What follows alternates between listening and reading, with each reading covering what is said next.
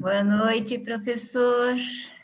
Deixa eu mostrar minha cara também. Boa noite. Boa noite, Consuelo. Oi. Boa noite, Ângela. Oi. Boa noite, Olha a nossa professor. visita, Carlos Kendi. Obrigada, Carlos, por É um ter prazer. Aqui só temos professores e professoras e doutoras. Ah, pois Você é, também é super doutor, Carlos Rara.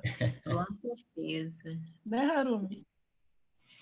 Eu conversei com a Harumi, daí a Harumi falou, olha, não sei se ele vai ter tempo. Olha aí, tá aí, Harumi, graças a Deus. Ele Aí. vai ver como é que funciona o nosso grupo.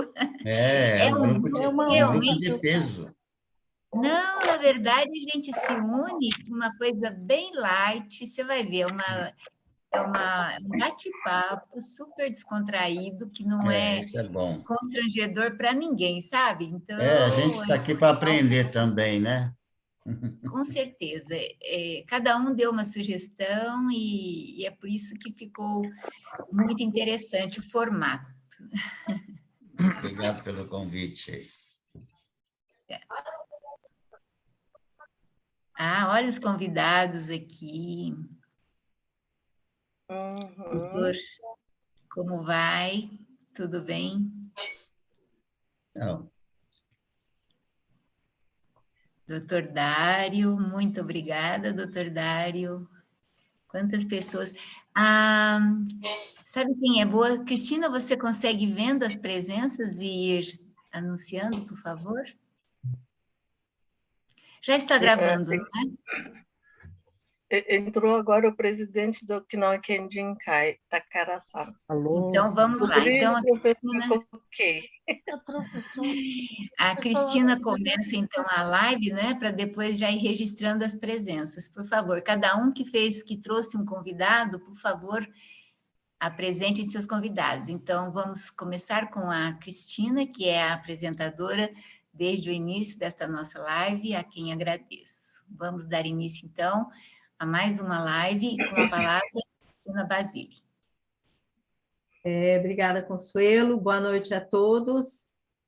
Boa noite. Gostaria de saudar aí os nossos convidados participantes, a nossa equipe, sob a coordenação da doutora Consuelo, a doutora Sandra, Ana Radi, professor Francisco Tupi, e nossos conselheiros, professor Dr. Coqueio Errara, desembargador Dr. Kazuo Watanabe, doutora Harumi Goya e Ângela Tomiko Hirata, tem estado conosco desde o princípio. Registro também a presença nesta noite e nas outras também, a preciosa colaboração do Bene Francis e de Paulo César, a quem a equipe agradece imensamente por sua disponibilidade. Iniciando, nós estamos já na nossa 6ª live, esse grupo interdisciplinar, Nikkei Sem Fronteiras. Eu tenho, nesta noite, a honra de anunciar a participação de nossa ilustre convidada, a professora Célia Abioi, que é uma historiadora e jornalista, e que nessa noite vai falar, que aproveitando o aniversário do imperador do Japão, Hirohito, a história das relações do Brasil e do Japão. A Célia é editora-chefe da parte em português do jornal Diário Nippaki. Ela é editora do Guia da Cultura Japonesa e dos livros Beisebol, História de uma Paixão e Piratininga 50 anos, uma história da geração Nisei. Ela é diretora executiva do Museu Histórico da Imigração Japonesa no Brasil. Ela atuou em vários projetos no centenário da imigração. É uma das curadoras da exposição Japão em Cada Um de Nós. E atualmente é coordenadora de comunicação do Bunkyo. Então, eu não sei, a Consuelo gostaria de abrir, depois passarmos para a Harumi, que vai bater um papo aí com a nossa convidada, Consuelo. Bem, apenas para mostrar aos que estão vindo pela primeira vez como nós devemos a esta live e a concepção, não é, a esses ilustres conselheiros, e eu queria registrar, então, que a ideia do multiculturalismo foi dada pelo professor Coqueijo Errara.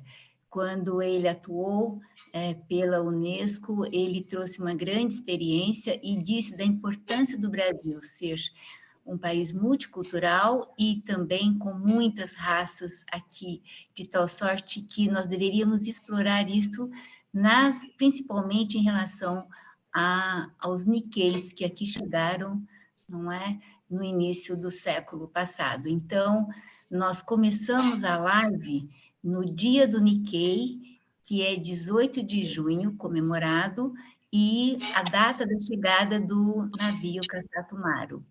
Nós começamos justamente com a Célia Oi, e foi essa indicação que nós temos graças ao nosso conselho consultivo.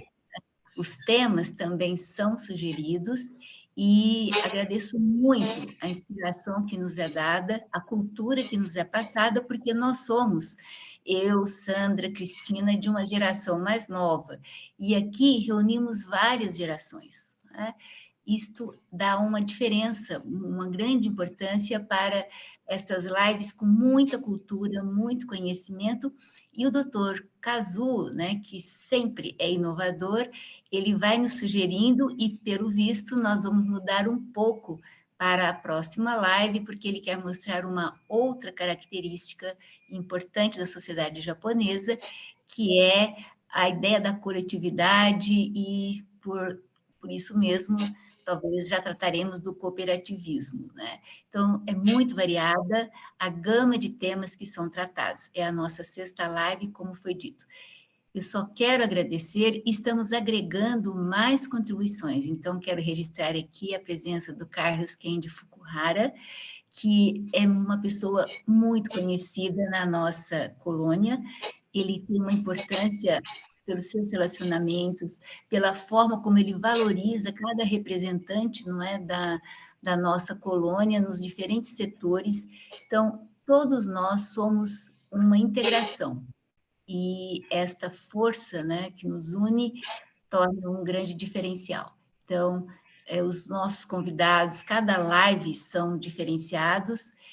Nós temos, então, vou passar a palavra para a Harumi, porque ela vai explicar melhor e já começar, porque nós temos um tempo curto, nós queremos que 21 horas esteja encerrada, exatamente para que todos fiquem tempo necessário, sem muitas delongas. Muito obrigada a todos os que estão aqui como convidados, como participantes, abrilhantando mais uma live.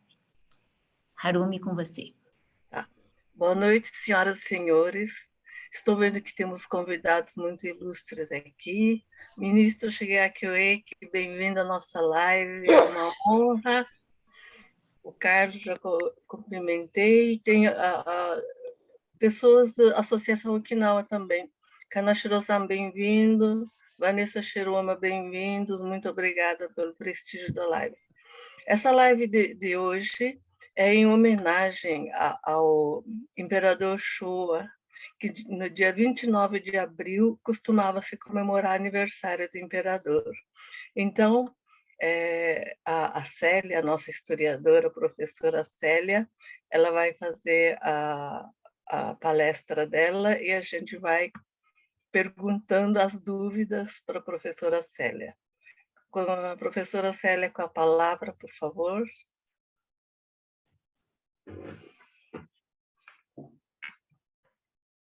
Boa noite a todos. É um grande prazer, né, falar com vocês, né?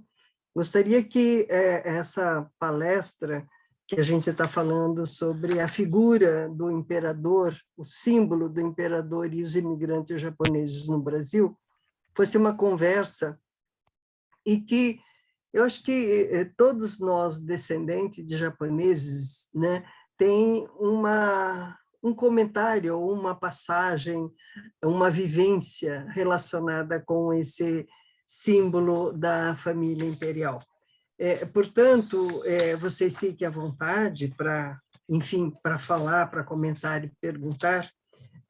Vamos fazer um bate-papo que eu gostaria que fosse bastante ilustrativo, vamos dizer assim.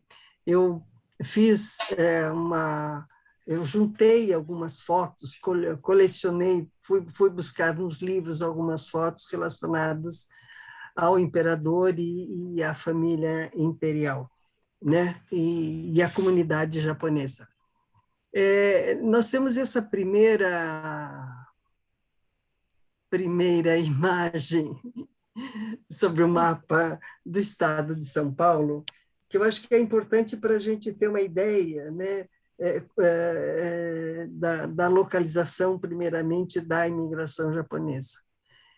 A imigração japonesa, ela pode ser dividida, a gente costuma dividir, em duas fases bastante distintas. A primeira, de 1908, que é a chegada do navio Kasatomaru, e vai até 1941, que é a véspera da Segunda Guerra Mundial, quando a gente, então, totaliza perto de 180 mil pessoas, 1.000 imigrantes japoneses que vieram ao Brasil. Inicialmente, vocês vendo esse mapa do estado de São Paulo, ela é mais ou menos de 1934, então ela mostra mais ou menos a localização desses imigrantes japoneses. Aqui nessa parte verde é a primeira fase desses imigrantes que vão para a região da cafeicultura, principalmente da região mogiana. E depois você tem essa parte amarela, que é essa do lado esquerdo, né? Que é a região oeste do estado de São Paulo. É quando, então, você tem a maior concentração de núcleos coloniais que seguem para uma região que, naquela década de 1930, ainda estava coberta por matas, ainda era uma região que a gente dizia ainda inexplorada. Então, quando a gente fala desses núcleos coloniais, a gente está imaginando essa maior parte nessa região oeste do estado de São Paulo. Então, como nós falamos, nós temos essa primeira fase de 1908 até 1941, com 180 mil imigrantes japoneses. Em 1942 a 52, a gente fala que as relações diplomáticas estavam cortadas, né, entre o Brasil e o Japão, e essa imigração é só retomada em 1953, depois da guerra, quando nós temos mais ou menos um total de 50 mil imigrantes japoneses. Eu acho que dentro dessa história da imigração, a gente precisaria citar que a partir de 1985 nós temos o início do movimento Dekasegi. Quando a gente fala dessa relação do imperador, da família imperial, a gente é importante, primeiramente, a gente destacar essa primeira fase que a gente diria de adaptação e retorno. O que quer dizer? Dos imigrantes montando um esquema para conseguir se adaptar a essa nova terra, mas que tinha como principal orientação, principal sentimento, o retorno ao Japão. Eram pessoas dekasegis, que a gente pode chamar de dekasegi, pessoas que estavam aqui no Brasil, preocupados em ganhar dinheiro ou fazer seu pé de meia e retornar ao Japão. Então, nessa fase dessa adaptação, esses imigrantes com esses espíritos dekasegi tinham como grande preocupação manter vivo ou preservar o espírito japonês. O que quer dizer esse espírito japonês, né? Então, você tem, quando a gente fala de espírito japonês, você tem como principal símbolo, principal referência a figura do imperador. Os imigrantes japoneses que vêm a partir de 1908, a gente tem o auge desse movimento nos anos de 1900, a partir de 1925, mais precisamente, e 26, quando o governo japonês passa a assumir as despesas com o transporte do Japão para o Brasil. Então, nós temos o auge da imigração japonesa. Esses imigrantes japoneses que vêm ao Brasil são pessoas já bastante envolvidas com o nacionalismo japonês, com o imperialismo japonês, e advogam, né, atuam seriamente nessa manutenção da figura ou adoração da figura do imperador, considerado um representante dos deuses aqui na Terra, né? Tanto que o nome que se usa é Tenno, né? É um representante celestial aqui na Terra. Então, eu acho que é interessante, quando a gente fala do espírito japonês, dos imperadores japoneses, eu fiz juntei algumas fotos, né, dos imperadores do Japão, começando pelo imperador Meiji, que estava aí na tela e desapareceu, Meiji, que ele ascende ao poder em 1868 e vai durante até 1912. Então, ele é a pessoa que moderniza o Japão e que fortalece esse nacionalismo japonês, desenvolvendo uma preocupação muito grande em termos da expansão territorial do Japão. Depois nós temos, na sequência, o imperador Showa, o Hirohito, o imperador Hirohito, que a gente tem, que a gente já ouviu falar do Hirohito, e tem como referência a questão da Segunda Guerra Mundial, a derrota do Japão na Segunda Guerra Mundial. E aí nós temos aqui o Hirohito, em 1946, ao lado do general MacArthur, né? Na questão, logo depois, em setembro, logo depois da rendição japonesa. Na sequência, nós temos aí a figura do imperador Hirohito, né? Com a esposa já bem velhinho. Depois nós temos, na sequência, nós temos a outra imagem, que é, então, o imperador, hoje o imperador emérito Akihito, à direita, com seu filho, que hoje é o imperador Naruhito, né? Akihito ficou no poder, permaneceu no poder durante 30 anos, e em 1919, já com 84 anos, ele resolveu abdicar. Foi a primeira vez na história do Japão que um imperador decide abdicar a favor do seu filho, o Naruhito, que está aqui à esquerda. Então, em 2019, Naruhito assume, entronizado como imperador do Japão, a partir de 1919, iniciando a era Heiwa, né? E depois, na outra sequência, aqui é o casamento, né, do imperador, do atual imperador, com a Masako, né?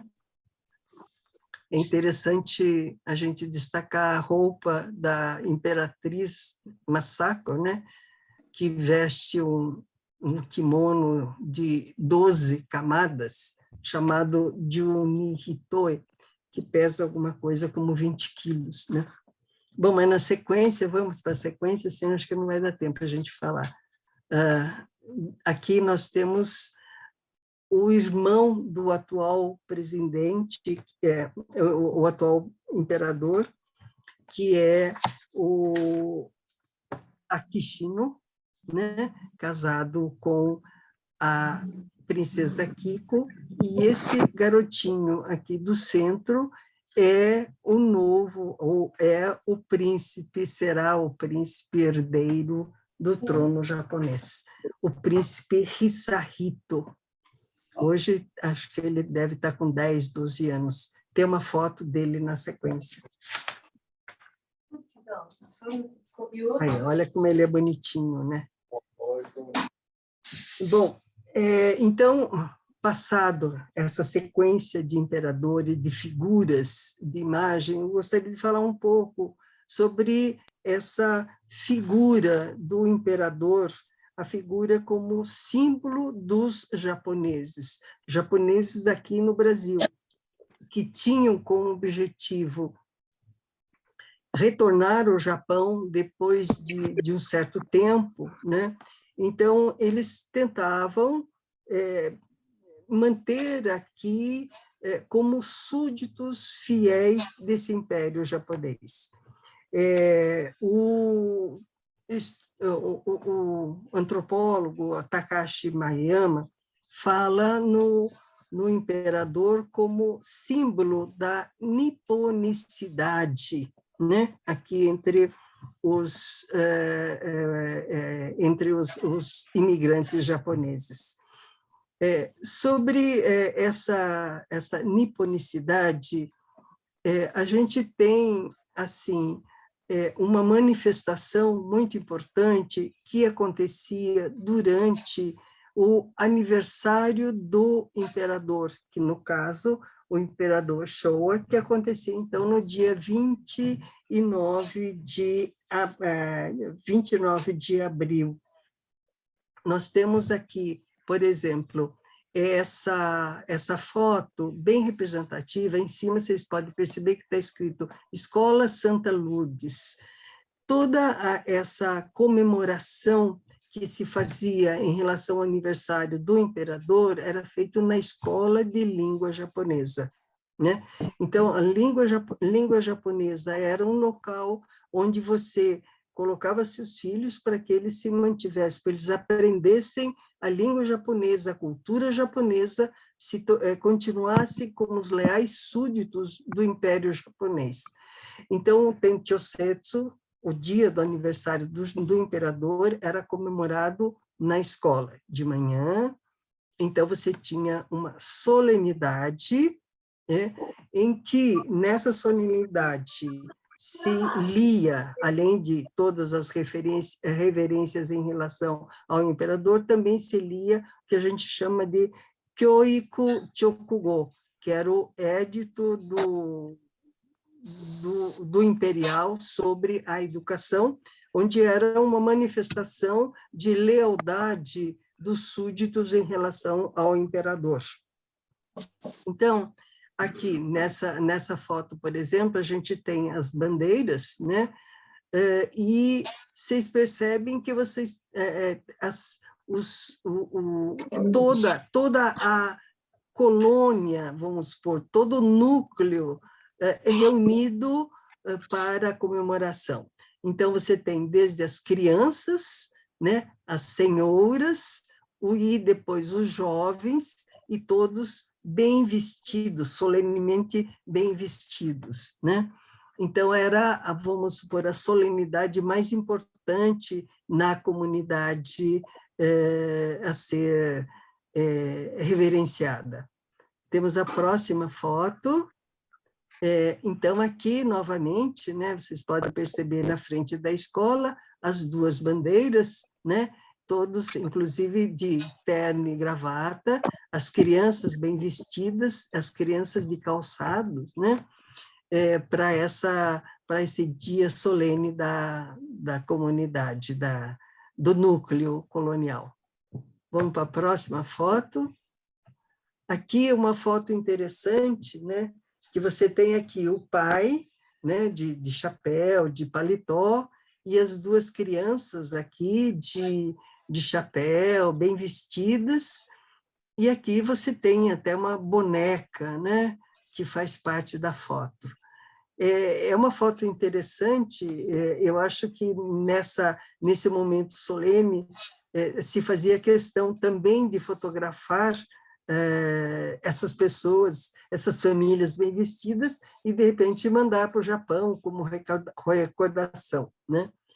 A Harumi comentou, e eu achei bastante interessante, que naquela época 3 pessoas, né, não era de bom agouro você ter 3 pessoas numa foto, então daí, de repente, o motivo de estar essa boneca na foto sendo como a 4ª personagem da foto. Vamos para a próxima? Aqui nós temos essa foto que eu acho bastante interessante, é uma foto de 1921, acho que deve ser 21, no Parque da Aclimação, aqui em São Paulo. Vocês percebem que você tem essa bandeira aqui em cima, essas bandeirinhas, que deve ter tido alguma solenidade bastante interessante, mas, ao mesmo tempo, estão todas as pessoas muito bem vestidas, né? Até as crianças de chapéu, os homens de chapéu, de terno e gravata. Diria que é a alta classe que em São Paulo, principalmente representada pelos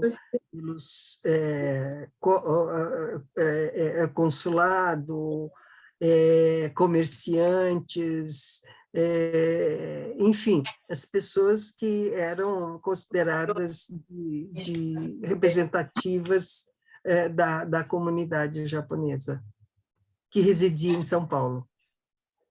Vamos para a próxima. Naquela ocasião, Tencho Setsu, na comemoração do aniversário, em vários locais se promovia um campeonato, um torneio de sumô, né? Sumô é considerado uma luta de homens fortes, né? E também representativo da símbolo, né? Da família imperial. Até hoje, o casal, o imperador participa, até hoje o imperador participa da abertura do torneio de sumô que se realiza em Tóquio. Então, aqui você tem os nossos lutadores de fundoshi, né? Enfim, que era alguma coisa considerada bastante curiosa para esses brasileiros, né, que não conheciam o costume japonês. Mas, enfim, aqui é de 1918, na colônia Tóquio, e você perceba que as pessoas estão muito bem vestidas, né? Quer dizer, era a luta de sumô, o torneio de sumô fazia parte dessa comemoração do Tencho Setsu. Vamos para a próxima.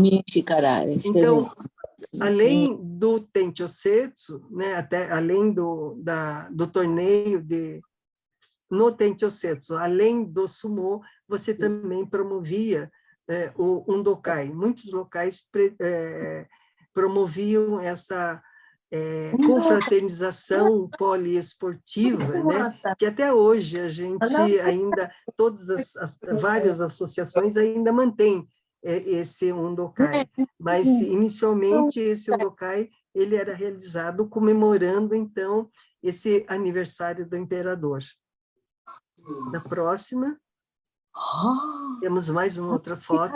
Aqui uma das atrações também do aniversário do imperador era o teatro. Então, você percebe que tem aqui os rapazes, as meninas ainda vestidos, né, com as roupas que certamente eles representavam alguma coisa no teatro, né, naquele momento de comemoração. Eu acho que a gente acaba, né, com essas fotos, né? Então, eu queria ler para vocês um texto que eu acho que é importante. Primeiro, que o Tomoo Handa, né, em seu livro Imigrante Japonês, História da Sua Vida, ele fala que os festejos sempre foram diversões, mas que quando do aniversário do imperador havia um clima solene de cerimônia, né? E era o dia, mas também era o dia mais divertido do ano. A Maria Lúcia Hatanaka, no seu livro Processo Judicial da Shindoreimei, ela diz o seguinte: no Tenchōsetsu, dia do aniversário do imperador, a colônia materializava-se enquanto grupo e refazia simbolicamente sua unidade em torno da figura do imperador, o que propiciava que se revigorasse periodicamente o sentimento de pertença e lealdade à nação japonesa. Então, o que significa? Antes da guerra, toda a nossa toda a vida da comunidade dos imigrantes japoneses girava em torno do consulado do Japão. Então, nascia, casava, tudo era registrado no consulado, mas, ao mesmo tempo, também o consulado estimulava, por exemplo, a expansão das escolas de língua japonesa, não só importando material, os livros didáticos, como também aplicando recursos financeiros para que se montassem essas escolas. Em 1938, quando o governo de Getúlio fecha as escolas de língua japonesa, existia na cidade de São Paulo alguma coisa como 400 escolas de língua japonesa. Vocês terem uma ideia do que isso significava, né? Mas aí a gente está falando sobre essa figura do imperador para dizer que também com a início da Segunda Guerra Mundial, esse esquema, essa estrutura da colônia, ela era em desafio por conta, então, dessa política, né, de colocada pelo governo de Getúlio Vargas, né? Então, você tem aumento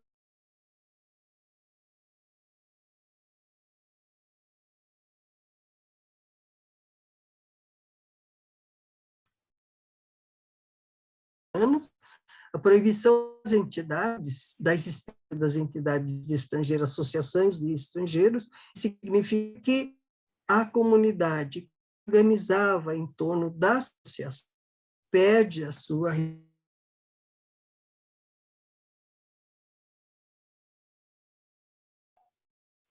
Célia, eu acho que a sua fala está cortando. Congelou. Também está cortando, saiu. Não está entrando, Célia. Célia, você está fora. Agora está ouvindo. Ah. Ah.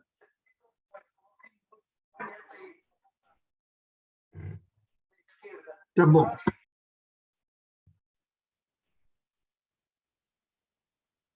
Saiu. Não está entrando, Célia. A Célia está com problema de comunicação.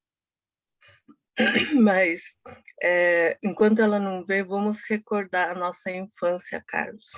Harumi, Oi? um momentinho Oi? só. O professor Kazu, ele gostaria de fazer uns complementos. Podemos, então, dar a palavra a ele Legal. agora? Vamos. Professor, por favor. Kazu Watanabe, ele sugeriu a live e ele fez vários comentários durante as Ótimo. nossas reuniões preparatórias. Por favor, professor Kazu. Quem sugeriu a live foi a doutora Harumi Goya. Não, eu apenas endossei. Bom, enquanto enquanto a Célia não retorna, deixa eu dizer da importância da figura do imperador para o japonês, principalmente em relação ao imperador Showa, sua relação com a guerra, quer dizer, no início da guerra, durante a guerra e após a guerra. Eu não tenho um estudo a respeito, não sou especialista, mas li um livro muito interessante, já havia lido há algum tempo, reli agora, da Ruth Benedict. É uma americana antropóloga, né, cultural, que foi contratada pelo governo americano em 1944, antes do fim da guerra, para saber como os japoneses iriam reagir, né, na eventualidade de uma derrota, né, no combate direto entre as forças americanas e japonesas. E aí, a professora Ruth Benedetti, ela faz as considerações, diz que alguns americanos entendiam que o Japão esteve sob o regime feudal durante 7 anos, e durante o feudalismo, o imperador era uma figura de segunda, uma figura meio apagada, porque quem mandava era o daimyo, que era o senhor feudal, e acima dos daimyos existia o shogun.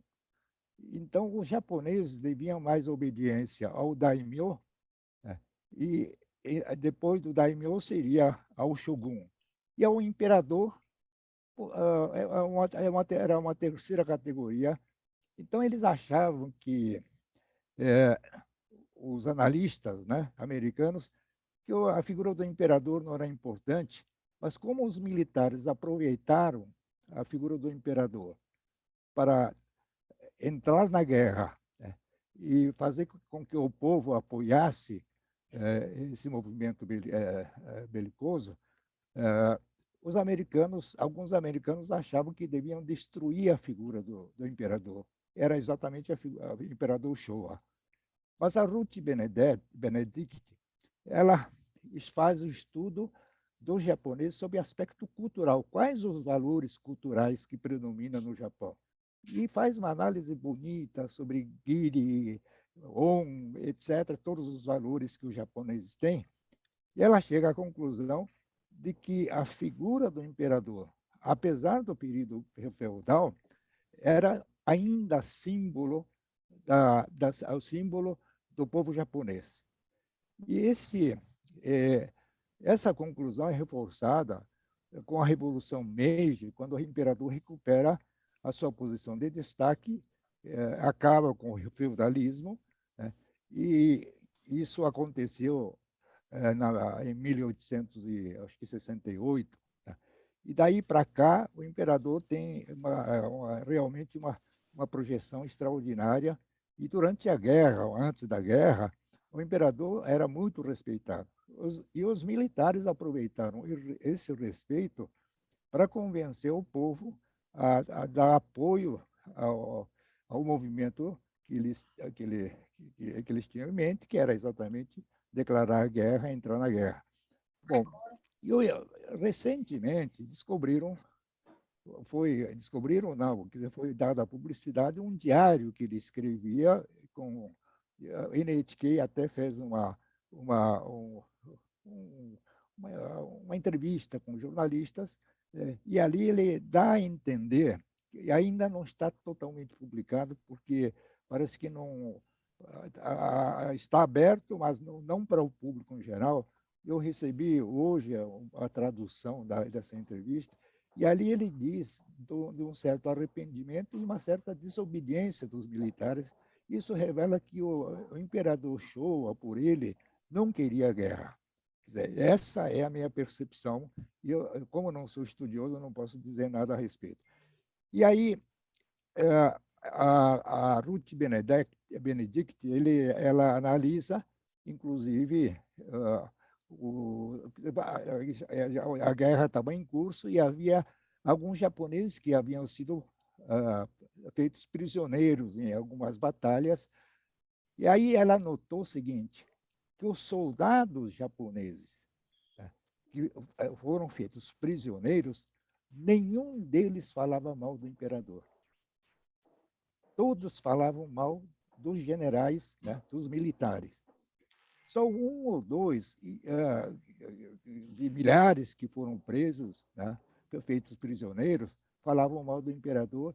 Aí ela chega à conclusão de que realmente a figura do imperador realmente constituía o símbolo muito a respeito. Inclusive, os militares se aproveitavam dessa circunstância e quando queriam,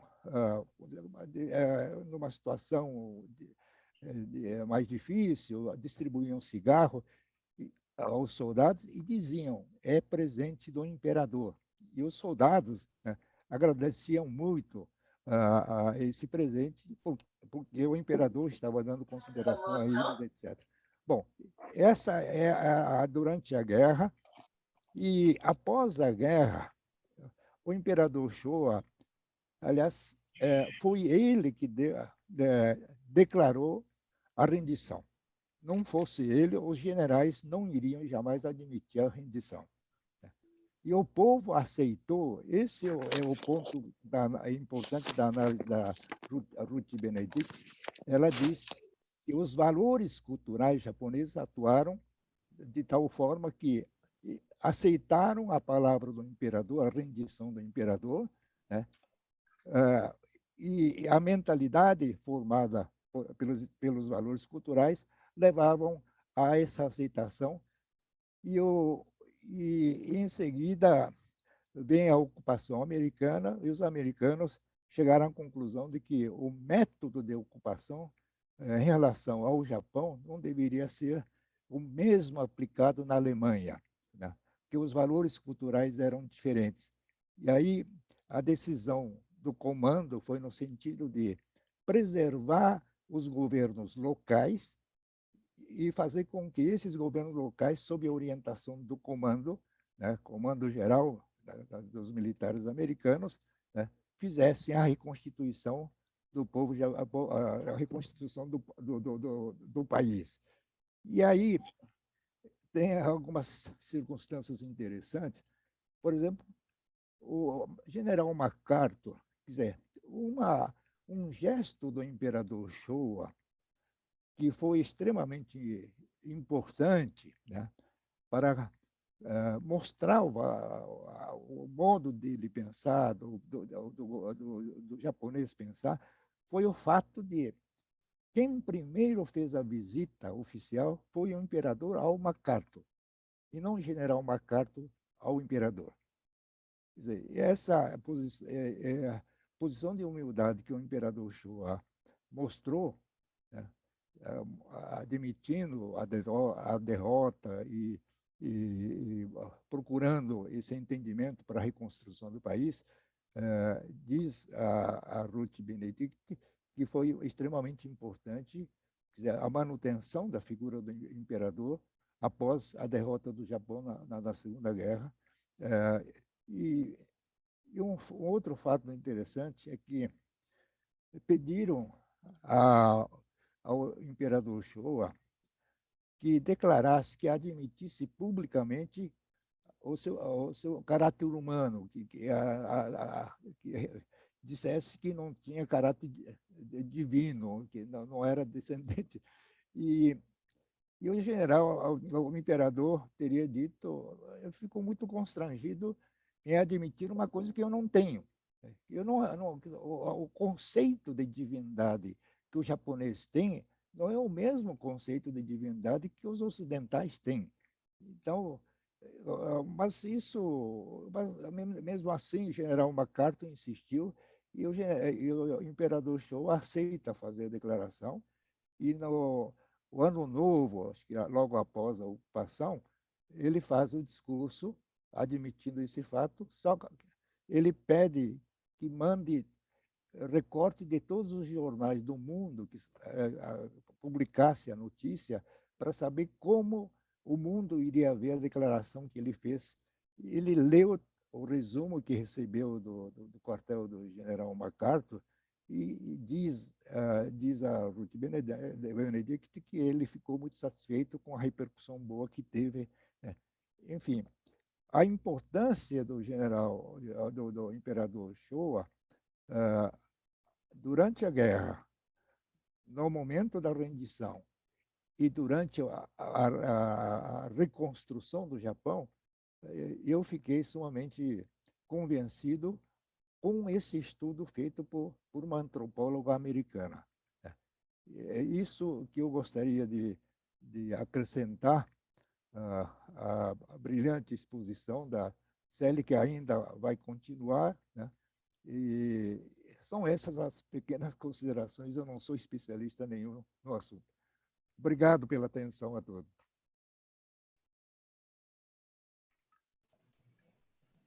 Imagine se ele fosse especialista, né? Hein? Nossa, desembargador Watanabe, muito boa a sua colocação e, aliás, bastante oportuna para esse item que eu gostaria de falar, continuando essa fala, que é aqui no Brasil o surgimento desses grupos que a gente chamou de Katigumi e Makegumi, né? Ou que a gente, de repente, fala movimento Shindoreimei, né? Que é exatamente esse pessoal mais radical, né? Mais conservador, que achava que o Japão, Katigumi, que o Japão não perdeu, que o Japão saiu vitorioso na guerra e como uma das evidências que eles apontavam foi exatamente a manutenção o fato do imperador continuar sendo imperador, né? Quer dizer, você foi... como é que vocês podem, vocês traidores, Makegumi, traidores, achar que o Japão perdeu a guerra se a gente ainda continua tendo o nosso imperador, né? Bom, enfim, eu só queria colocar essa questão do Katigumi, Makegumi, do movimento Shindoreimei, que alguns colocam, chamam, né, para falar na sequência sobre a comemoração do 4º centenário da cidade de São Paulo, né? Então, nós temos o 4º centenário da cidade de São Paulo, e São Paulo estava muito preocupado em falar para todos, para anunciar para o mundo que era um país, era um estado, uma cidade industrial que se modernizava e que também tinha a presença de várias comunidades, várias colônias atuando aqui na sua cidade, ou contribuindo para o progresso. Esse chamamento, né, do governo e da Prefeitura de São Paulo teve eco na comunidade, e as lideranças nipo-brasileiras, tendo como principal representante o Kiyoshi Yamamoto, ele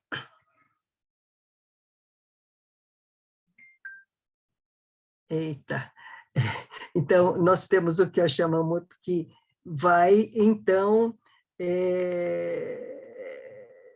liderar um movimento para a comemoração do 4º centenário e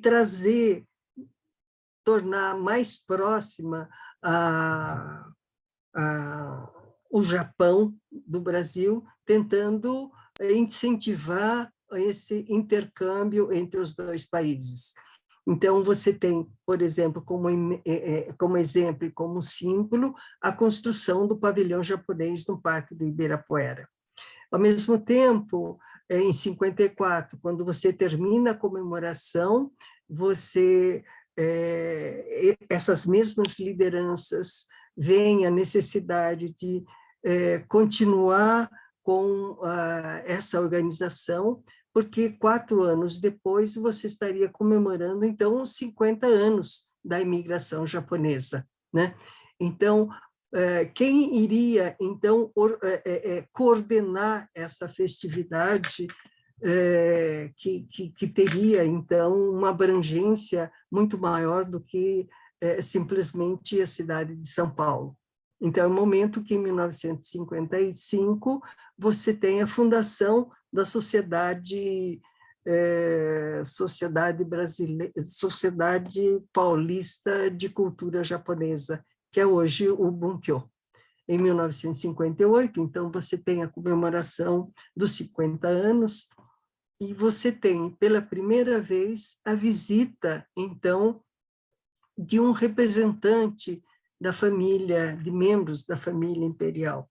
A gente tem aqui no centro, né, o príncipe Mikasa e a princesa Yuriko, né, que então vieram para comemorar esses 50 anos da imigração japonesa em 1958, e a importância e a representatividade simbólica desse momento, né, com a presença do príncipe Mikasa,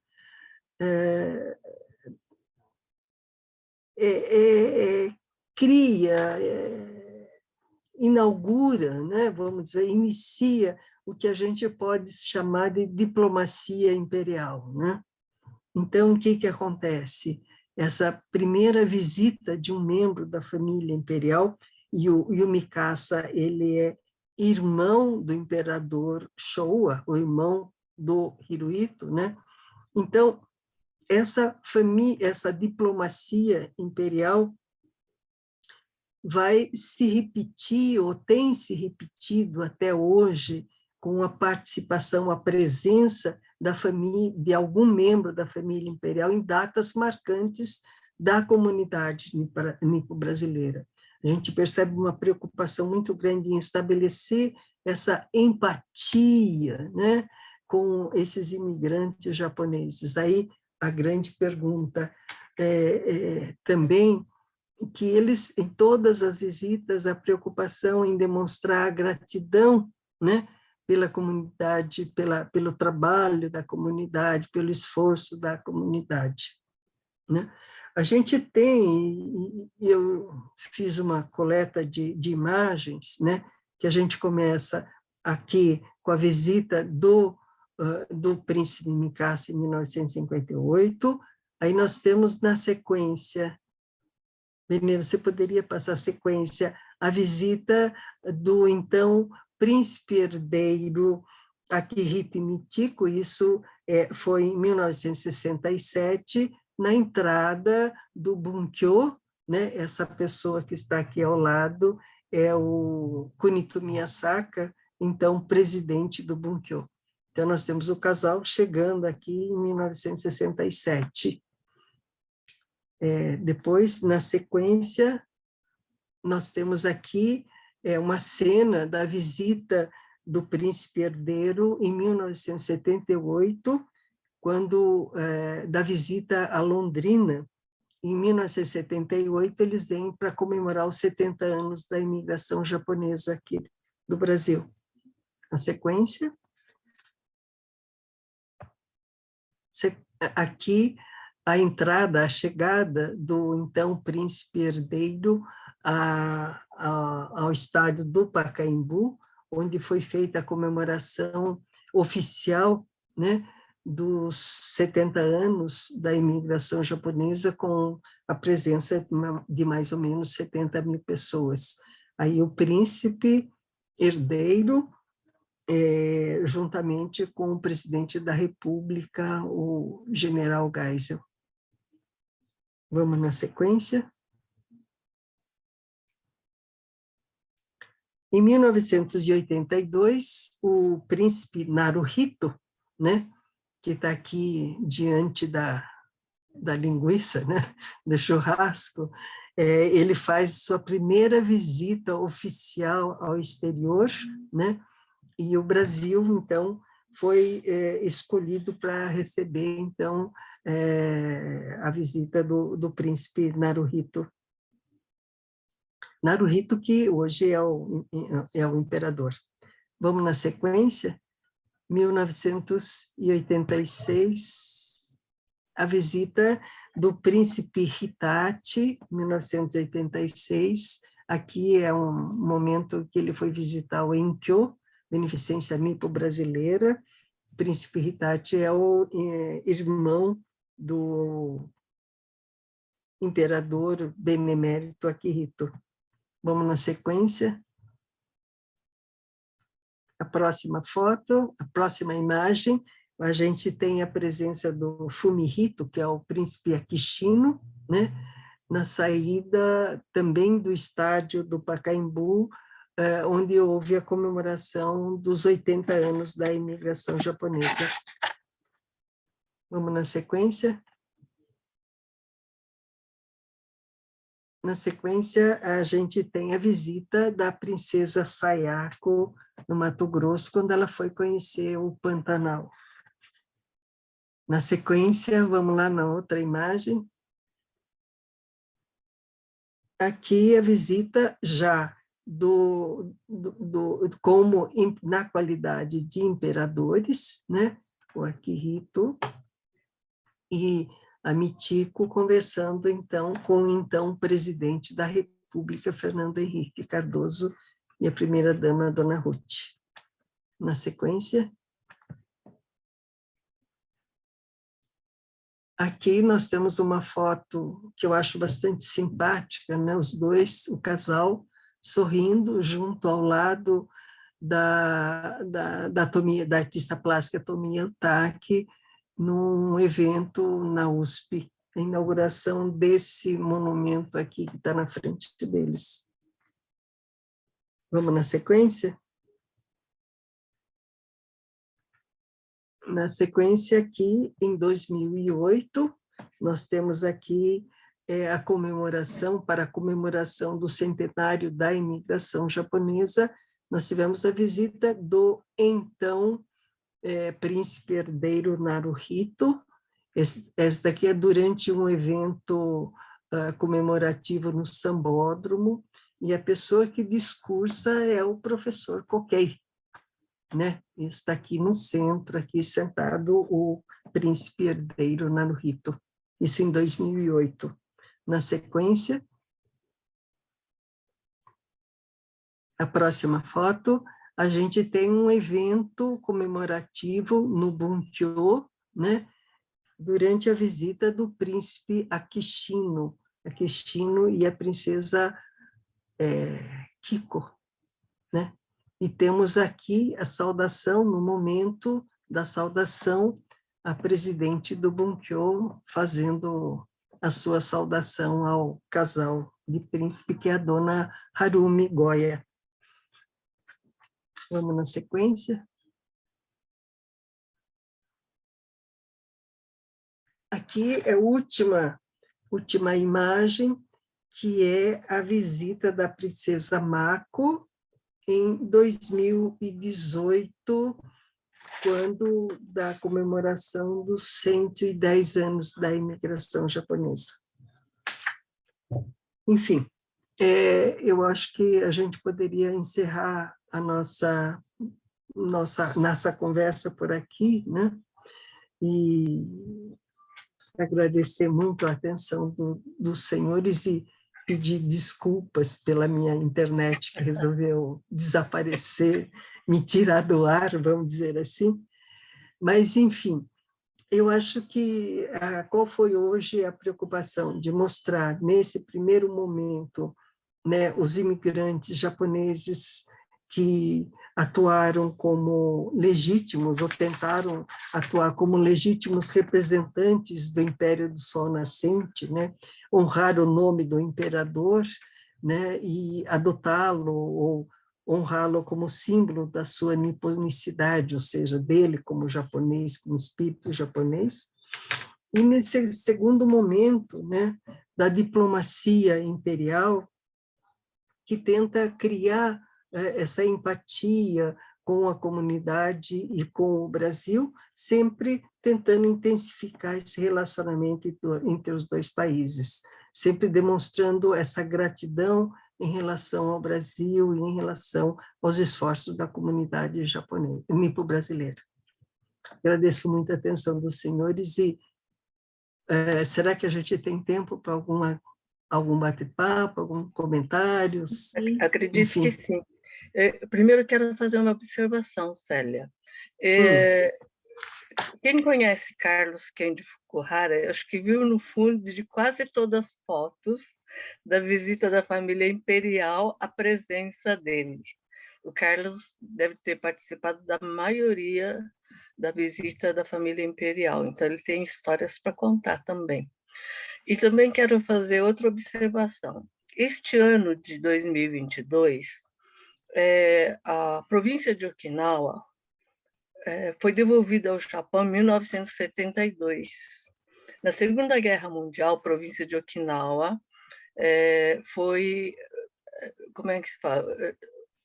Estados Unidos tomou posse da província de Okinawa. Tanto é que quando eu morava lá, o dinheiro que circulava lá era dólar e a direção no Japão é do lado direito, em Okinawa era lado esquerdo. E em 72, os americanos devolveram a ilha de Okinawa, a província de Okinawa, para o Japão. Estamos comemorando 50 anos dessa devolução. E aqui no Brasil, a Associação Okinawa Kendi no Brasil vai fazer um jantar de comemoração que será neste sábado, dia 14. Quem puder participar, estão convidados por adesão. Que mais? Será Professor... que posso parar um pouco? Quem está falando, Carlos? Não. O ministro, pois não, ministro. Boa noite a todos. Boa noite. Todos eu conheço pessoalmente. A doutora Consuelo, nós até almoçamos ontem juntos. O doutor Caso, hoje. E a pessoa que eu não conhecia, a doutora Anise, parabéns pela sua entrevista na Jovem Pan. Ângela, até todos os amigos meus. Eu achei muito interessante a apresentação e dizer com muita propriedade que a família imperial realmente é o símbolo do Japão.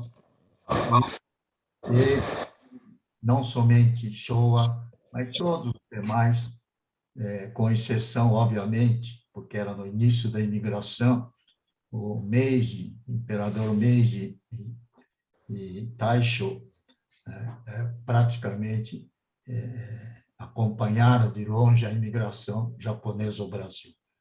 Mas o que o doutor Kazuo falou, isso me intrigava há muito tempo, e, por curiosidade, eu procurei saber, entender, e até hoje não entendo, mas entendo parcialmente. E aí o imperador Showa teve um papel importantíssimo, porque praticamente no mês de março de 1945, a Alemanha já estava derrotada.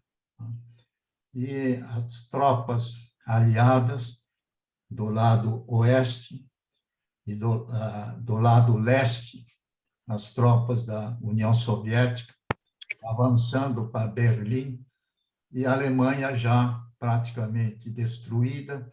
Terminou a guerra na Europa no fim do mês de abril.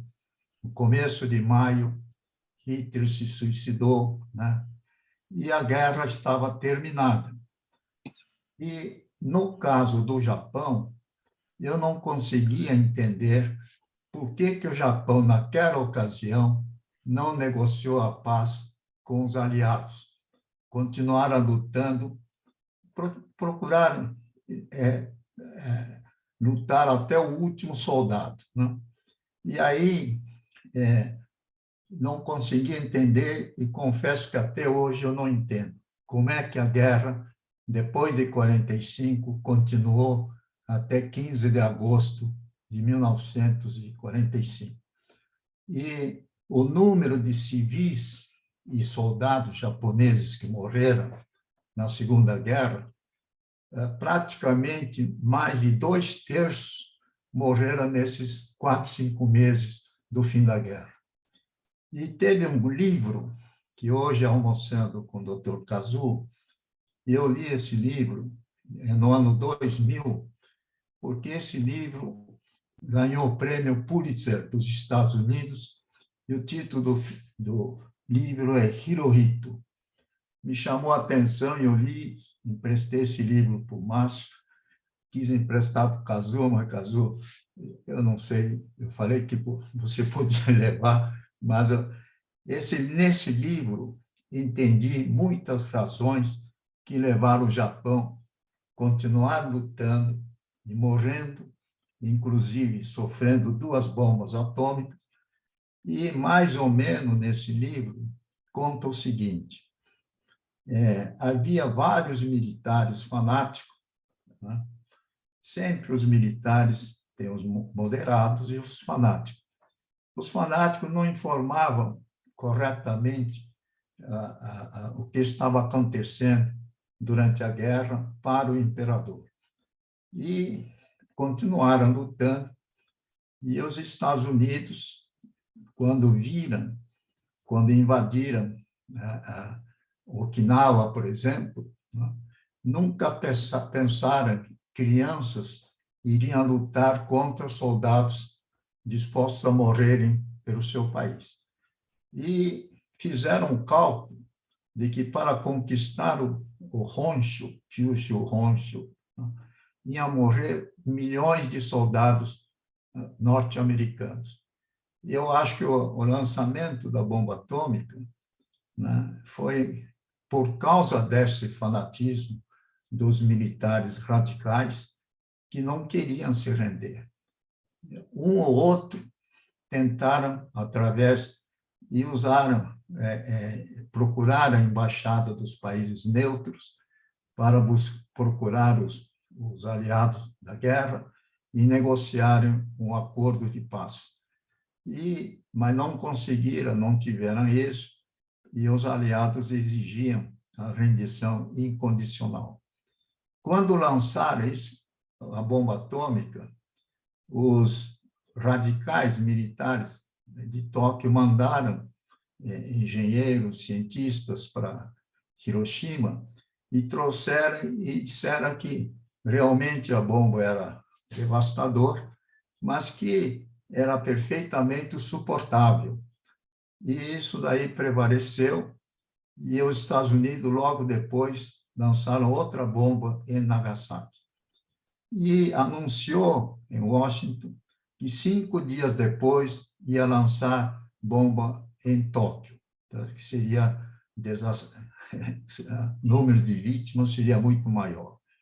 E aí é que os militares moderados, e aí o imperador Showa teve um papel importantíssimo, até então era uma figura decorativa, e nesse livro conta que quem exerceu um papel importantíssimo foi o príncipe Mikasa, que o príncipe Mikasa era procurado pelos militares moderados, que admitiam que o Japão já estava derrotado e que seria importante aceitar as condições dos aliados. Bom, eu acho esse comentário, não é o meu comentário, é o que o livro diz. E nesse livro tem uma parte, eu pensei que ia ter muitas páginas sobre imigração japonesa, quase não tem. Só tem uma parte que os primeiros bombardeiros norte-americanos, que saíram de várias ilhas do Pacífico e começaram a jogar bombas em Nagoya, em Yokohama, até em Tóquio. E os aviões iam, derrubavam as bombas e não tinha combustível para voltar para suas bases. Atravessava o Japão e ia descer lá na China, que estava lutando contra o Japão, ou então uma parte da Coreia, etc., que também já estava lutando contra o Japão. Mas aí um avião, um dos primeiros aviões, caiu perto de Tóquio, e todos os tripulantes americanos se salvaram.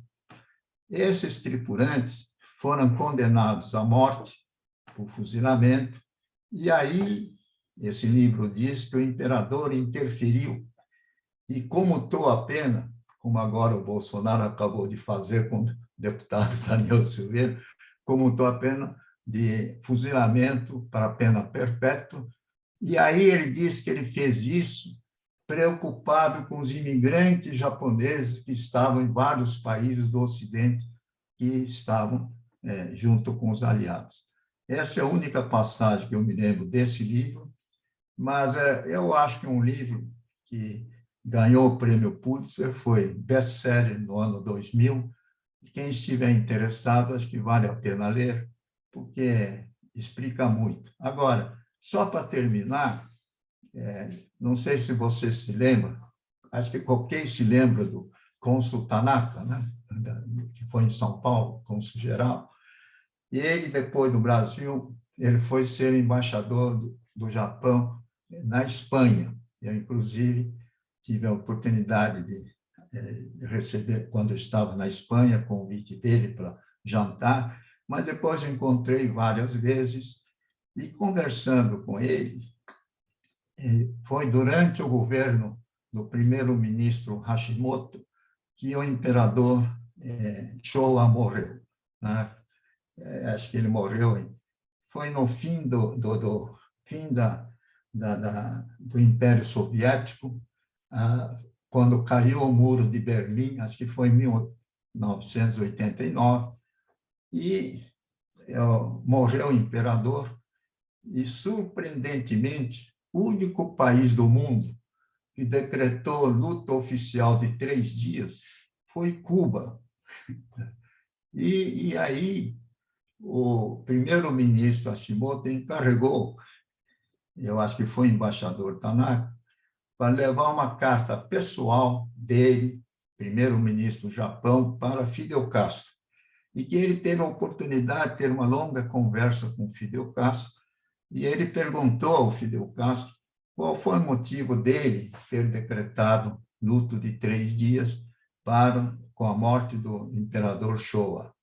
E o Fidel Castro teria dito o seguinte, que o meu sonho de socialista, para diminuir a distância entre ricos e pobres, para proporcionar educação a toda a população, saúde, etc., programa do meu governo, eu tenho que dizer que eu fracassei, porque o progresso material, econômico de Cuba foi bastante medíocre, e que ele tinha maior admiração pelo imperador Showa Hirohito, porque ele, na opinião dele, construiu no Japão um paraíso socialista. Não há distância entre ricos e pobres, todos vivem bem, etc. Isso vale a pena o comentário, porque eu achei bastante estranho que o Fidel Castro tinha essa concepção sobre a sociedade japonesa.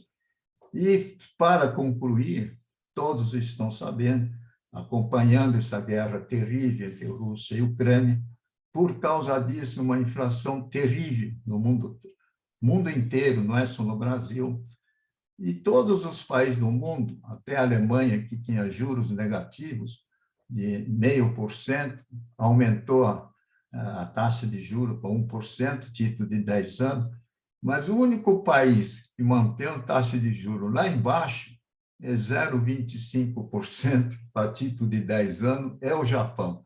Tanto que hoje o ien chegou a 131 ienes, o lugar mais barato para ir passear é o Japão hoje, porque 131 ienes por dólar, tudo lá no Japão é barato, na minha avaliação. Mas eu queria fazer esse comentário, e concluir outro ponto importantíssimo, que é o seguinte, até o presidente Geisel, nenhum presidente da República tinha visitado o Japão, oficialmente, nenhum. É coisa rara, não? Para um país tão importante, mesmo antes da guerra, já era um país importante, mas nenhum presidente da República tinha visitado oficialmente o Japão. E o presidente Geisel, antes da posse, ele disse, é tradição do presidente da República do Brasil visitar Washington, que é normal, né? Somos do mesmo continente, o doutrina Monroe e por aí vai, mas faço questão de visitar o Japão, e me designou para negociar a visita do Geisel no Japão. Fiz uma missão especial para negociar a melhor data para a visita do Geisel, e foi um grande sucesso. E recebi uma condecoração do Hirohito, né? E quero lembrar aí a entrevista da doutora Nise quando ela contestou os deputados, que chamou ela de japonesa ou qualquer coisa assim, ela valentemente contestou, dizendo que é brasileira, né? E eu quero comentar duas coisas. Uma, quando o imperador me condecorou, ele falou assim: espero que o senhor continue trabalhando para o bem do seu país. Não falou nada na relação Brasil-Japão, então você é brasileiro, trabalhe para o bem do seu país. E outra coisa que ele praticamente falou, né? Não, isso que ele falou, mas o que eu queria comentar, porque a entrevista da doutora Nise, da Jovem Pan, merece ser vista, né? Ela foi bastante conciso, preciso, bem claro, eu acho que ela fez uma colocação muito correta. E quando eu fui, como ministro, visitar o Japão pela primeira vez, a televisão japonesa fez a seguinte pergunta: qual a sua opinião como nipo-brasileiro, primeiro-ministro nipo-brasileiro visitando o Japão? Aí eu disse: olha, quero corrigir sua pergunta. Eu não sou nipo-brasileiro, eu sou brasileiro. No Brasil não tem afro-brasileiro, luso-brasileiro, ítalo-brasileiro, e não tem nipo-brasileiro, só tem brasileiro. E se eu tivesse que citar a origem, então meu neto teria que ser o ítalo-luso-nipo-brasileiro. Então, daí para frente, a palestrante de hoje diz com muita propriedade, né, e todos, que nós estamos vivendo num país que tem a maior miscigenação racial do mundo. É a maior experiência de mistura racial do mundo. Era o comentário que eu queria fazer. Obrigada, ministro. Cris, eu devolvo a palavra a você. Foram excelentes colocações, as contribuições que tivemos, né, do ministro Shigeaki, do professor Kazuo. A Célia, então, nem se fala. Ficamos muito mais ricos hoje com as informações que a Célia nos trouxe, sob a coordenação aí da Harumi, também, que é uma pessoa que sempre enriquece as nossas lives. Se tiver alguém que gostaria... Doutora Anise está com a mão levantada. Doutora Anise, por favor. Boa noite a todos. Eu quero agradecer, em primeiro lugar, as menções carinhosas do ministro Shigeaki Ueki e dizer que, realmente, eu adicionei ali que eu sou brasileira e tenho maior orgulho de pertencer à etnia japonesa, né? Eu me sinto muito conectada pela minha ancestralidade. Acho que aqui no Brasil a gente tem esse papel muito importante de fazer a união de povos. E, Célia, foi muito interessante a sua forma de posicionar, porque nós temos aí uma adaptação muito grande, cultural e também de modus vivendi, né? Existia nessa época, quando os meus avós vieram da parte da minha mãe, uma dificuldade importante, não só de língua, como também de clima. E todas essas questões que foram superadas nos enchem de muito orgulho, porque a minha mãe teve aulas de português e ela foi extremamente bem nessa área e acabou sendo professora de português. Fez literatura brasileira, teoria da literatura, e acabou fazendo depois, na Inglaterra, espírito da língua inglesa. Mas eu quero agradecer aqui a toda a comunidade japonesa que tem me apoiado bastante, e também aqui a Harumi e a Ângela, né, que têm sido muito constantes, a doutora Consuelo também, muito próximas e que me enchem de orgulho pela posição que ocupam. E a todos os que são os nossos descendentes, que a gente possa, além de ter muito orgulho, lutar pela nossa liberdade, né? Que eu acho que esse é um ponto hoje muito importante, e que nós possamos ter a sabedoria de fazermos de cada dia um dia melhor e estarmos ampliando as nossas ações da melhor maneira que pudermos, cada um na sua esfera. Mas, mais uma vez, aí, ministro, muito obrigada, e aqui realmente o meu reconhecimento a esse país que nos recebeu e a toda essa integridade, essa força, né, do povo japonês aqui. Muito obrigada. Presidente, posso fazer um comentário rápido depois da doutora Nilce? A professora Ruth Cardoso, né, a conferencista de hoje, foi quem publicou e escreveu a história da Associação Cultural e Esportiva Piratininga, né? O livro comemorativo. Parabéns, está muito bem escrito, eu li várias páginas, mas eu queria comentar brevemente sobre o trabalho da professora Ruth Cardoso.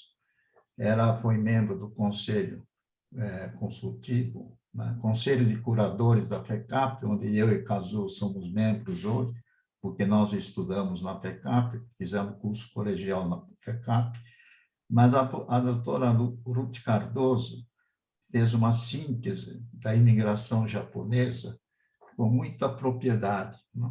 E a grande maioria veio, como foi demonstrado, como para substituir quase o trabalho escravo nas fazendas, né? Não somente japoneses, mas vieram muitos imigrantes da Europa. Mas os japoneses, depois de trabalharem alguns anos como trabalhadores, né, gastaram menos do que ganhavam, né, pouparam um pouco, e isso que a professora Ruth demonstra, e com essa poupança passaram a ser arrendatários de terras, pequenas propriedades, e aí então cultivaram como agricultores independentes, né? E conseguiram, depois de como arrendatário, ganhar mais dinheiro e passaram, então, a ser proprietários de pequenas propriedades na Alta Paulista, na cidade de Bastos, por exemplo, onde eu e Kazuo nascemos, compraram a verdadeira reforma agrícola do Brasil, compraram não mais do que 10 alqueires de terra, e daí, então, conseguiram juntar um pouco mais de dinheiro e começaram a mandar seus filhos para estudar em São Paulo, que é mais ou menos a história de quase todos os Niseis que estão participando da reunião de hoje e viraram doutores, advogados, pagadores, etc. Então, é uma história de grande sucesso da imigração japonesa, e a contribuição para o desenvolvimento do Brasil foi fantástico. É muito bem lembrado, eu acho que tudo isso. E aí, se nós vermos hoje debate político, né, ninguém fala em desenvolvimento, ninguém fala em trabalho, ninguém fala em produção, só se fala em democracia, como se nós estivéssemos vivendo num paraíso democrático, com tantos problemas nacionais, né? Então, eu queria fazer esse pequeno comentário do sucesso da imigração japonesa. Como em toda a comunidade, hoje, conversando com o doutor Kazuo, tem aqueles que não conseguiram ter sucesso e não conseguem viver no nosso país, nem ter um emprego digno, porque o país, em 10 últimos anos, só cresceu 3%, quando o mundo todo cresceu 30%, o Brasil só cresceu 3%. Então, aqueles que não conseguiram terminar o curso superior vão trabalhar como empregados no Japão, como Dekasegi. Então, eu acho que era muito importante nós vermos como é que o Japão vai receber os nossos irmãos que foram para o Japão, se vão ser tratados igualmente como nós todos fomos tratados aqui no Brasil. Eu tenho minha preocupação de que lá no Japão eles não vão receber o tratamento da comunidade japonesa, o tratamento que nós, descendentes de japoneses, tivemos no nosso país, aqui do Brasil. Eu acho que nós temos a obrigação até de comentar com as autoridades japonesas que eles devem receber o mesmo tratamento que nós recebemos aqui no nosso país. Eu acho que é um assunto novo que eu quero colocar com tantas pessoas ilustres aqui. E o Kazuo hoje comentou com muita propriedade que a preocupação norte-americana, aliás, foi Kazuo e Ikeda, Akihiro, que comentou, que não queria que a Rússia ocupasse Berlim inteiro e não queria que a Rússia dominasse o Japão inteiramente, né? E isso também foi uma das razões que levou os Estados Unidos a jogar a bomba atômica e evitar que a Rússia entrasse no Japão. Tanto que ainda hoje o Japão e a Rússia estão em estado de guerra, não há acordo entre o Brasil. E tem ilhas japonesas, como igual Okinawa, as 3, 4 grandes ilhas perto do Hokkaido, os russos não devolveram até hoje. E expulsaram todos os japoneses lá da cidade de Karafuto, que no fim da guerra tinha 400 mil japoneses naquela cidade, foram todos mandados de volta para o Japão, não sobrou ninguém lá na península de Sakhalinos. Então, eu acho que estado de guerra entre o Japão e a Rússia ainda continua. E agora, com essa guerra, todas as autoridades japonesas entraram na lista negra de Moscou, não permite mais a visita dessas pessoas para Moscou. Eles estão praticamente voltando mais ou menos ao estado de guerra da Segunda Guerra Mundial. Muito obrigado. Brilhante comentário, ministro Shigeaki Ueki. Fantástico. Todos, né? O Dr. Kazuo, Séria. Inclusive, eu aprendi na minha infância que a primeira imperadora do Japão foi mulher, Amaterasu Mikami, né?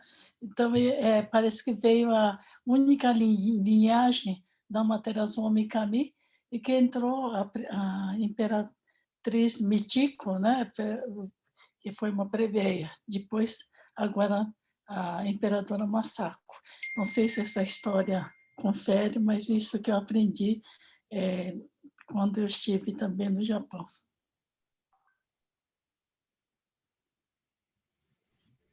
Temos 2 pessoas, né, com a mão levantada. Eu tenho um Kanashiro, acho que levantou primeiro. Kanashiro. Kanashiro, não, fale. Consuelo, antes que termine, parabéns, Consuelo, pelo grupo que você conseguiu reunir. Fantástico. Muito bom, cada vez melhor, não é, doutora?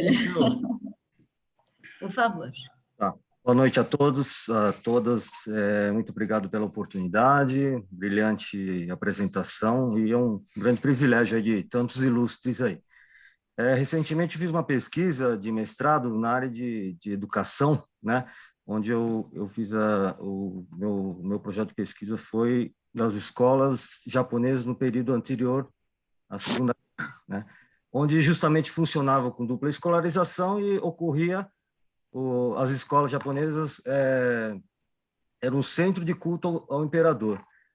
E o professor Takashi Maeyama, ele, de acordo com a obra dele, né, até o final da Segunda Guerra, era proibido a imigração de missionários japoneses para o Brasil, né? Então, gostaria de saber se existe um entendimento que essa proibição era deliberado justamente para criar todo esse ambiente de devoção ao imperador, né, que ultrapassa aí todas essas nossas concepções aí de religião, né? Porque o culto ao imperador realmente transcendia bastante aí, de difícil compreensão para nós de formação, né, aqui no Brasil. E uma outra coisa, uma pergunta mais simples, né? Sempre eu ouvi dizer, né, que existia um mito, né, que a família imperial não tinha sobrenome. Gostaria de saber se a senhora sabe sobre isso e se alguém do grupo pode saber responder sobre isso também. É isso, obrigado.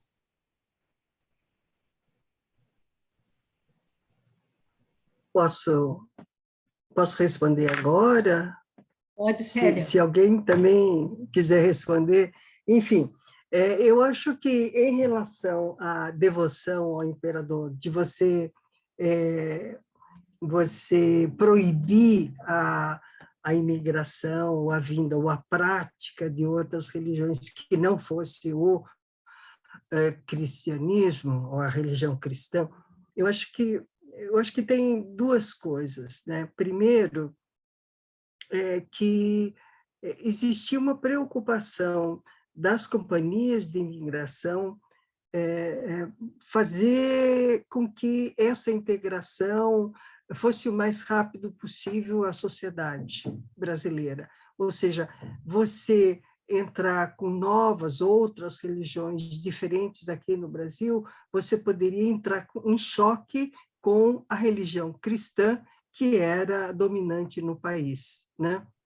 Eu acho que, nesse sentido, não existe nenhuma relação com a questão do culto ao imperador.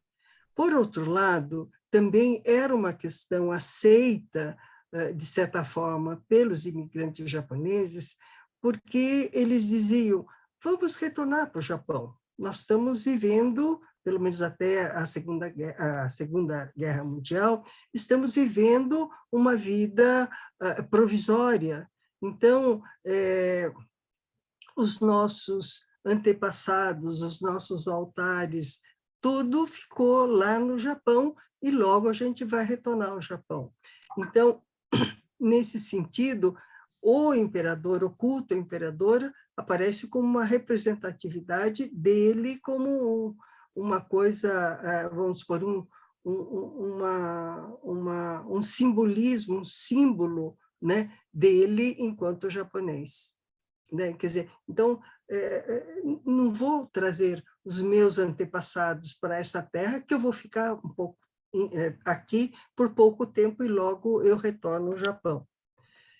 Agora, em relação ao sobrenome, né, eu acho que não deveriam, não teria necessidade de sobrenome, porque eles são, ou se consideravam, representante celestial.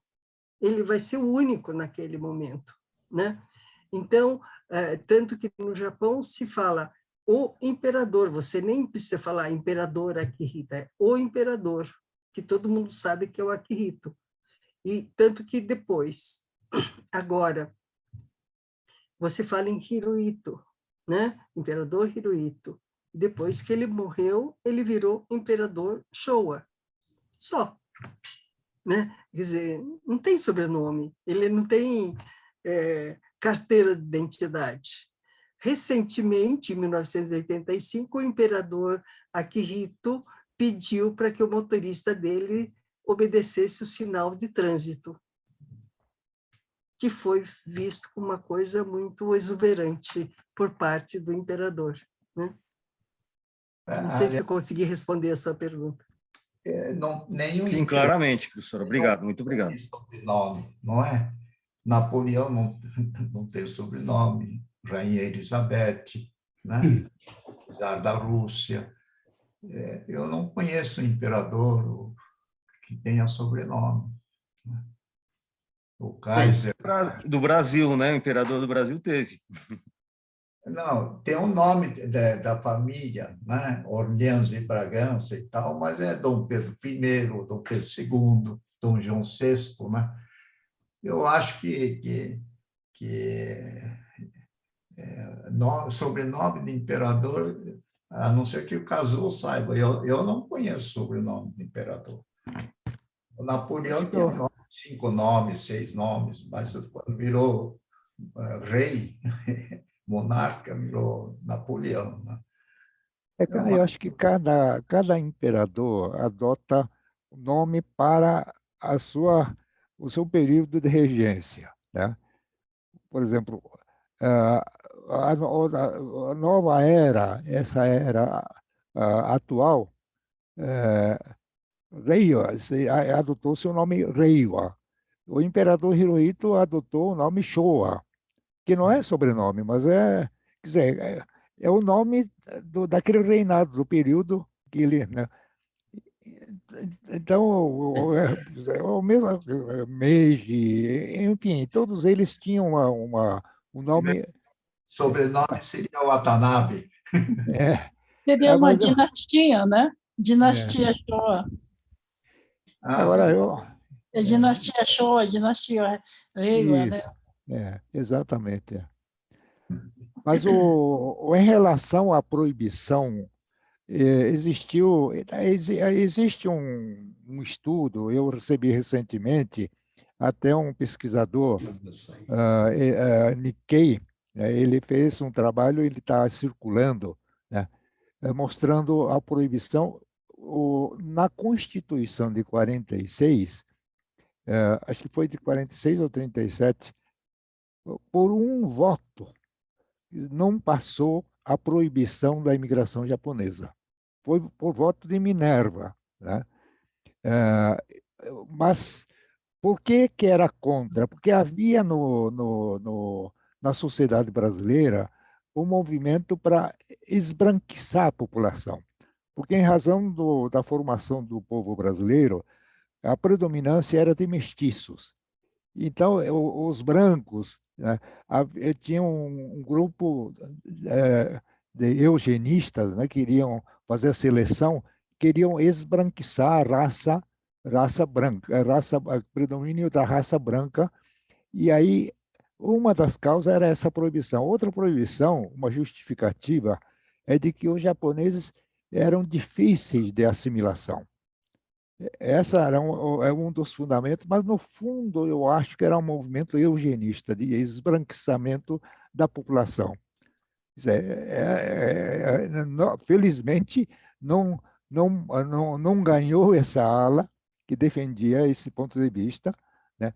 E depois a história mostrou que os japoneses, os imigrantes japoneses, hoje, eu acho que o índice de miscigenação na terceira geração é de 60%. 60% e cada vez mais. N6 era de 6 a 7%, depois passa Sansei, 40%, né? E a Yonsei já seria, o índice de miscigenação seria de 60%. Então, mostrou que essa tese da dificuldade de miscigenação estava equivocada, né? O Kazuo, eu mesmo, diga. O Kazuo tem muita razão. A Primeira Guerra Mundial é considerada guerra étnica, racista, né? E a Segunda Guerra Mundial também. Na primeira metade do século XIX, havia muitas discussões, muitos estudos de que a raça branca era uma raça superior, a raça amarela era uma raça inferior, era a raça negra, idem, né? E havia muito racismo. E o racismo na Alemanha, do Hitler, é baseado nas constituições de vários estados norte-americanos, que havia princípios racistas, era proibido o casamento entre brancos e negros, e brancos e amarelos e também eram proibidos. E a Constituição alemã copiou várias leis dos estados norte-americanos. Então, na época da imigração japonesa, debate sobre raça era como o debate hoje sobre democracia, todo mundo falava sobre raça. é que agora no Brasil não se fala mais, né, porque o número de mestiços superou de longe. Não há mais uma raça isolada no Brasil, mesmo em vários outros países. Mas nos Estados Unidos ainda continua muito debate sobre raça. No Brasil, não. O Brasil é o único país que judeus e árabes se casam entre si. É poucos países do mundo. Eu estou lendo um livro sobre 100 anos de guerra, toda aquela região de Báltico, Oceano Báltico ao Mar Negro, onde tem a guerra, você tem estatística de acordo com a religião, de acordo com a raça, de acordo com é incrível. Então, vai ser permanentemente uma zona de guerra, né? Não é o caso. Nós já temos outras guerras, não precisamos de guerra racial no nosso país. Mas o que o Cazu fala é muito certo. Desculpe, eu estou falando demais e depois está no fim já. Eu queria ouvir comentário final da conferencista. Tem o Carlos também, não é, Carlos? Carlos tinha levantado a mão, por favor, Carlos. Você foi mencionado? Você foi mencionado aqui. Mas Carlos teve que sair. Ele falou teve aqui que sair, ele teve que mandou mensagem. Ah, é? Dona Ana Maria Rio. Levantando a mão. Também. Maria? Deixa eu pôr o som. Boa noite a todos. Gente, eu, como vi vocês falando sobre a... Ih, agora saiu fora? Não, estamos ouvindo. Voltou? Eu que não estava vendo. Que no próximo domingo eu vou estar fazendo um fórum da Associação Okinawa Kenjin do Brasil. E desde a comemoração dos 110 anos, nós estamos tratando da questão da brasilidade, né, da miscigenação, falamos sobre a questão do preconceito, e agora, nesse próximo domingo, nós vamos estar falando sobre o relacionamento interraciais. E um dos palestrantes será, aliás, vão ser 3 palestrantes, vai ser o jornalista Jorge Okubaro, né, o doutor Oswaldo Teruya, lá de Santos, e uma comunicadora que é a Nádia Buchiquem Domingues.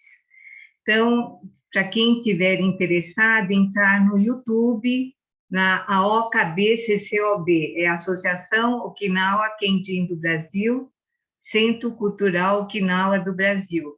Vai começar às 15 horas, das 15 às 18 horas. Quem estiver interessada, a Harumi já participou, eu acho que até bom, já foi comentarista desde o primeiro fórum, né? Mas ela participou quando eu entrei na questão da brasilidade, né, Harumi? E sobre a miscigenação. O professor Coquei também já participou também do fórum, né, professor? Ele participou nos 10 anos de fórum. Prazer encontrá-lo aí. E o nosso presidente está presente aí também, o Sada Takara, nosso presidente da associação, está desde o início. Então, vocês estão convidados a participarem, tá? Obrigada, era isso. Bem. Tem mais alguém? Então, acho que nós podemos caminhar para o final da nossa noite. Normalmente, ao final de nossas lives, a gente termina com um assunto bastante descontraído e leve, que seriam algumas dicas que a gente costuma dar. E, geralmente, mais para o público, assim, feminino, né? Fala um pouco de moda, de maquiagem, enfim, sapatos, etc. Mas nós vamos deixar essa dica para a próxima live. Nós temos já um adiantado da hora aí, nós gostamos de cumprir sempre o horário de começar e terminar. Então, gostaria de dar boa noite, agradecer às ilustres personalidades que estiveram aqui presentes conosco, né? Tem uma pessoa especial que deve estar quietinha aí, que eu gostaria de falar e agradecer, doutor Riad, que é um grande amigo, né? Maria Tereza e tantas outras pessoas, todos que estão aí no vídeo, o nosso muito obrigada, e pela colaboração que vocês nos deram esta noite. Eu devolvo a palavra à doutora Consuelo para fazer o encerramento desta noite. Por favor, Consuelo.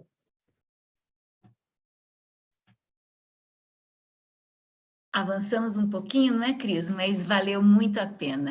Valeu a pena. Valeu a pena. A Cristina, ela é muito preocupada com o horário, né? Então ela estava me perguntando, eu devo fazer, não devo fazer a dica?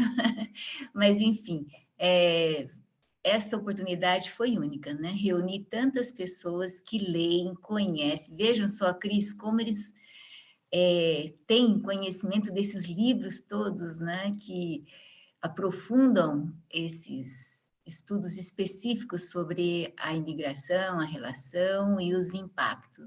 Muito obrigada, professores, os outros participantes que nos honraram com a presença e que acrescentaram muito, né?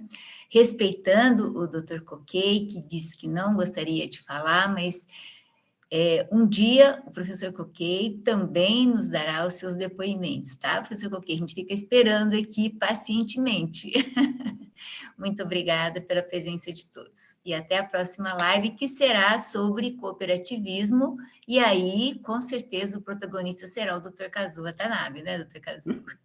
Não, eu sugeri o tema, agora eu não entendo. Professor, Vamos chamar especialista. Vamos chamar especialista. Então, tá bom, o senhor vai ajudar ele. Vamos chamar especialista sobre. Então, tá bom. O grande mentor que dá muitas ideias é mesmo o professor. Ele fala, chega agora um pouco de culturalismo, agora vamos passar para algo diferente. Então, estamos aqui. Muito obrigada, professor Kazuo, e a todos mais. Obrigada. Boa noite. Boa noite. Obrigada, viu? Obrigada a todos. Tchau, doutora Anise. Obrigada, Roberto. Parabéns. Parabéns, professora Célia, professor Kazuo. Ana também, Ana. Sempre nos prestigiando. Eu fiz aí um comentário no chat. Eu vi o comentário enorme. Depois discutimos, tá? Perfeito. Obrigada. Tá Riad, sim, né? Riad também. Vanessa, olha quanta gente nova aqui hoje. Obrigada. Boa noite a todos. Boa noite. Boa noite.